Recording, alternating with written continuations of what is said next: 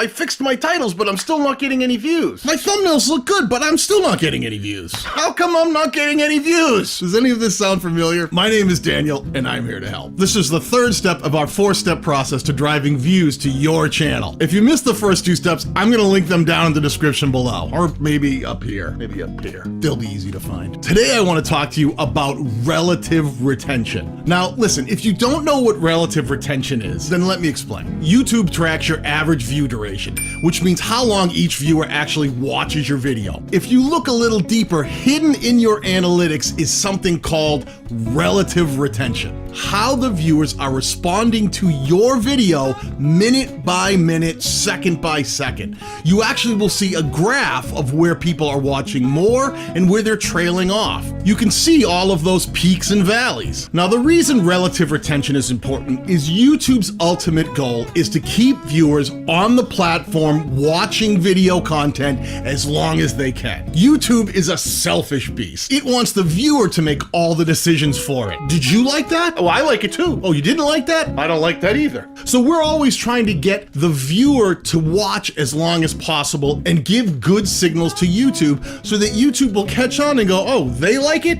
We like it.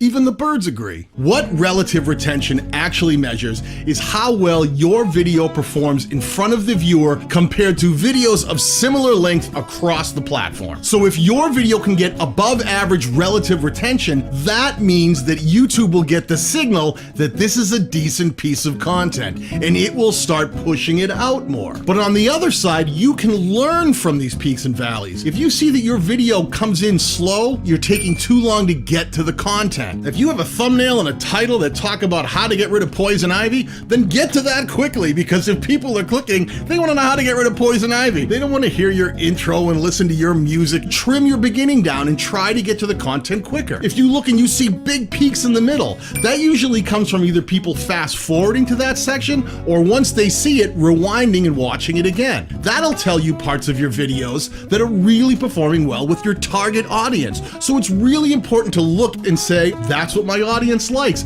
I have to remember to do more of that in my upcoming videos. And if you see that it tails off at the end, do something different at the end to keep them watching. Try to avoid giving people signals that you see makes your retention drop. If you're near the end of your video and you say things like, thanks for stopping by, I really appreciate it, that make people think, oh, he's wrapping up, I can go now. Don't do that. Don't give the viewer any signals that it might be time to leave. Figure out what your audience is responding to and do more of that. Do me a favor, if you've learned anything here today, hit the subscribe button and the notification bell so that you won't miss the rest of this conversation.